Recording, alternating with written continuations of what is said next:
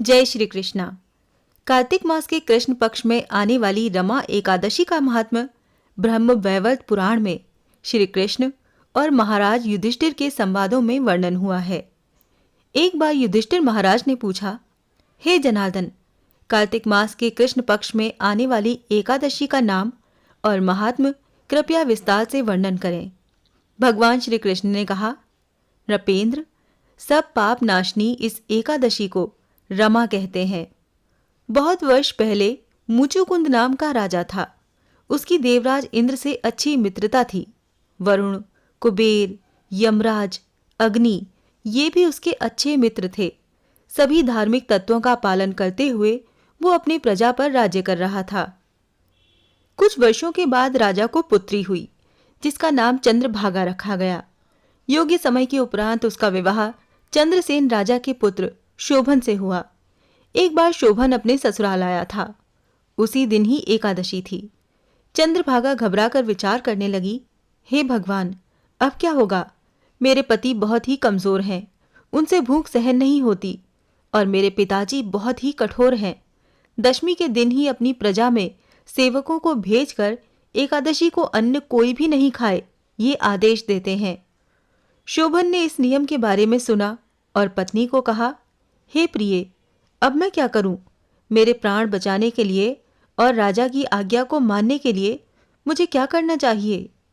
तब चंद्रभागा ने कहा, हे स्वामी, मनुष्य तो क्या, हाथी, अश्व तथा अन्य प्राणियों को भी आज हमारे पिताजी के साम्राज्य में कुछ भी खाने को नहीं दिया जाता।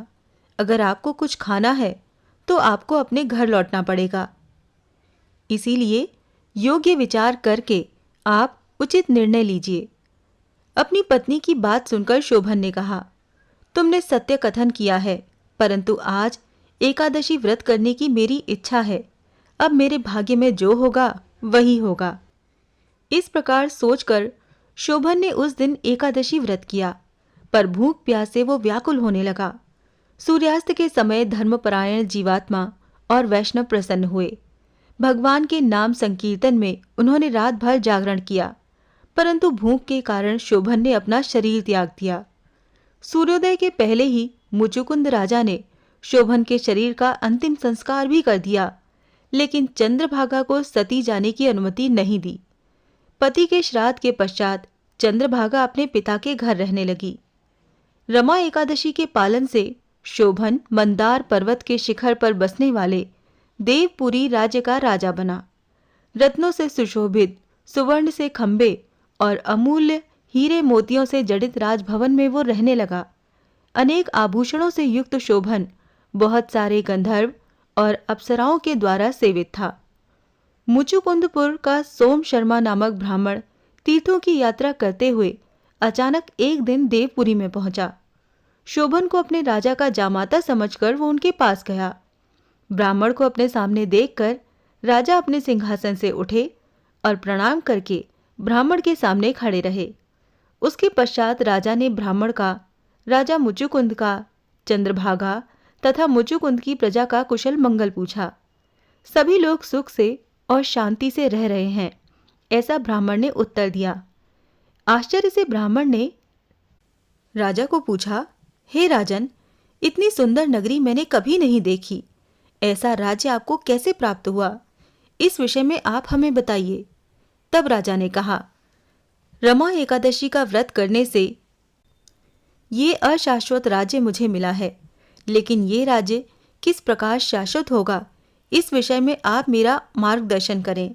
शायद अश्रद्धा से मैंने इस व्रत का पालन किया होगा, इसीलिए ये अशाश्वत राज्य मुझे मिला है। कृपया आप सब ये चंद्रभागा को कहिए। मेरे मत के अनुसार केवल वो इस राज्य को शाश्वत बना सकती है। ये सुनकर वो ब्राह्मण मुचुकुंदपुरी में लौट आया। चंद्रभागा को पूरा वृतांत कथन किया। सब सुनकर चंद्रभागा ने कहा, हे ब्राह्मण देव, आप जो कुछ भी कह रहे हैं वो मुझे केवल एक स्वप्न की भांति प्रतीत हो रहा है।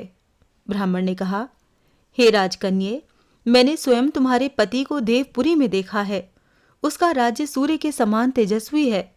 उसको शाश्वत बनाने की विनती तुम्हारे पति ने की है।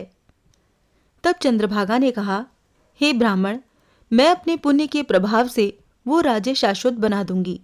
आप मुझे वहां ले चलिए। अलग हुए दोनों को पुनः मिलाने का पुण्य आपको प्राप्त होगा। उसके पश्चात सोम शर्मा ब्राह्मण ने चंद्रभागा को मंदार पर्वत पर वामदेव के आश्रम में ले गए और उन्हें पूरा वृतांत सुनाया। वामदेव ने चंद्रभागा को वैदिक मंत्र की दीक्षा दी। वामदेव से प्राप्त मंत्र के प्रभाव से तथा रमा एकादशी के पालन से चंद्रभागा को दिव्य शरीर प्राप्त हुआ। उसके बाद वो अपने पति के सामने गई। अपनी पत्नी को देखते ही शोभन को प्रसन्नता हुई। चंद्रभागा ने कहा, कृपया आपके हित के लिए मेरे 2 वचनों को सुनिए। अपने 8 वर्ष की आयु से मैं रमा एकादशी का पालन कर रही हूँ। इस व्रत पालन के प्रभाव से आपका राज्य प्रलय तक शाश्वत और समृद्ध रहेगा। उसके बाद वो अपने पति के साथ आनंद पूर्वक रहने लगी। इसीलिए हे राजन, रमा एकादशी ये कामधेनु अथवा चिंतामणि समान सभी की सभी इच्छाएं पूर्ति करने वाली है। भगवान श्री कृष्ण ने आगे कहा, हे राजन, इस प्रकार मैंने तुम्हें इस एकादशी के महात्म का कथन किया है। कृष्ण पक्ष की तथा शुक्ल पक्ष की दोनों भी एकादशी का व्रत पालन करने वाले को मुक्ति मिलती है। जो भी इस व्रत की महिमा सुनता है वो सभी पापों से मुक्त होकर आनंद से बैकुंठ की प्राप्ति करता है। जय श्री कृष्णा।